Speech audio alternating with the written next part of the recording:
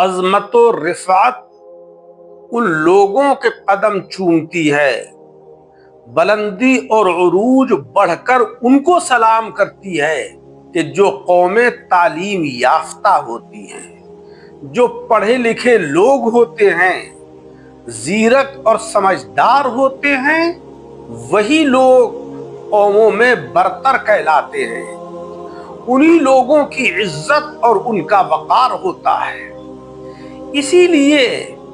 جناب خاتم النبیین اشرف المرسلین محمد مصطفیٰ صلی اللہ علیہ وسلم نے فرمایا کہ طلب العلم فریضۃ علی کل مسلم و مسلمہ،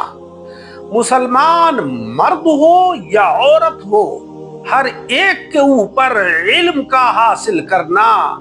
فرض ہے۔ اگر ہم اس سے دینی علوم مراد لیں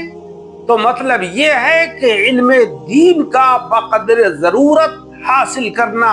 ہر مسلمان مرد اور عورت کے اوپر فرض ہے، تاکہ وہ دینی امور کو انجام دے سکے، نمازیں صحیح طریقے سے پڑھ سکے، زکوٰۃ صحیح طریقے سے ادا کر سکے،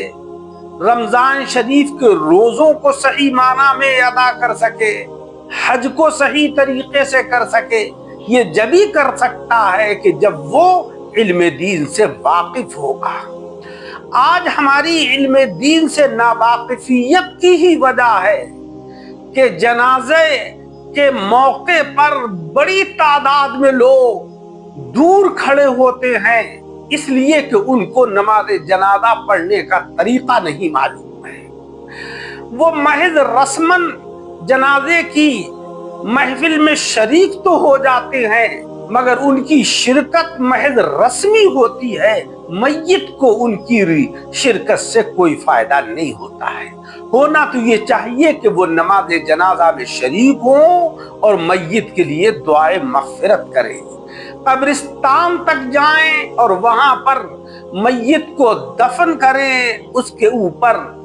مٹی ڈالیں اور اپنی آخرت کو یاد کریں کہ ایک دن ہمیں بھی اس مقام پر آنا ہے اور اسی حالت میں ہمیں بھی اس قبر کے گڑھے کے اندر دفن ہونا ہے۔ یہ تو رہا ہمارا دینی تعلیم سے ناواقفیت کا نقصان۔ آج ہم دیکھتے ہیں کہ بڑے بڑے لوگ بلکہ اکثر مسلمان قرآن عظیم کی تلاوت کرنے سے ناواقف، قرآن عظیم کے معانی اور مطالب کو سمجھنے سے ناواقف، اور نہ ان کو اس جانب توجہ ہے کہ ہم اللہ کے کلام کو پڑھیں، اس کو سمجھیں، اس کے معانی اور مطالب کی فراست ہمارے اندر پیدا ہو تاکہ ہم اس کے اوپر عمل پیرا ہوں۔ محض ایک رسمی مسلمان ہم بنے ہوئے ہیں، بس نام ہے حکیم الدین اور خلیل الدین اور محمد وارث اور محمد طاہر، مگر جو حقیقی مقصد ہے اسلام کے اندر داخل ہونے کا، اس مقصد سے ہم دور ہو چکے ہیں۔ قرآن عظیم میں اللہ جل شانہ و عم نوالہ کا فرمان عالی ہے کہ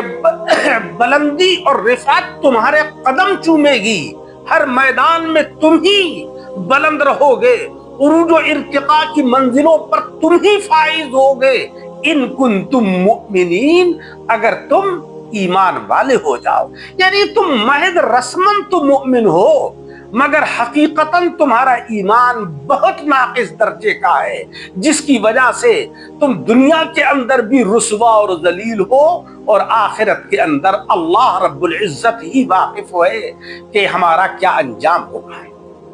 اس کے علاوہ عصری علوم کے طرف بھی ہمیں توجہ دینا چاہیے، کیونکہ عصری علوم سے اگر ہم ناواقف ہوں گے کہ تو دنیاوی امور کو ہم کیسے انجام دیں گے، ہم تجارت کیسے کریں گے، ہم ملازمت کس طرح کریں گے، ہم دنیا کی دوڑ کے اندر کس طرح چل سکیں گے، یہ جبھی ہم کام کر سکیں گے کہ جب ہم عصری علوم سے بھی واقف ہوں گے۔ لیکن آج ہم عصری علوم کے میدان میں بھی پچھڑے ہوئے ہیں۔ وجہ یہی ہے کہ علم حاصل کرنے کا ذوق و شوق ہمارے اندر ختم ہو چکا ہے۔ یہی وجہ ہے کہ جب ہمارے اندر ذوق ختم ہوا تو ساری اقوام ہم سے آگے نکل گئیں اور ہم ان سے پیچھے رہ گئے۔ حضرت علی کرم اللہ وجہہ نے فرمایا کہ لیس الجمال باسباب تزیننا ان الجمال جمال العلم والادب۔ انسان کی خوبصورتی اس میں نہیں ہے کہ اس نے اچھا لباس پہن لیا، اچھے جوتے پہن لیے، اچھی گاڑی میں بیٹھ کر وہ سواری کرنے لگا، بلکہ اس کی خوبصورتی اس میں ہے کہ وہ اپنی ذات کو، اپنے قرابت داروں کو، اپنی قوم کو علم و ادب کے ساتھ آراستہ کرے۔ اللہ تبارک و تعالی ہم سب کو عمل کی توفیق عطا فرمائے، آمین بجاہ النبی الکریم۔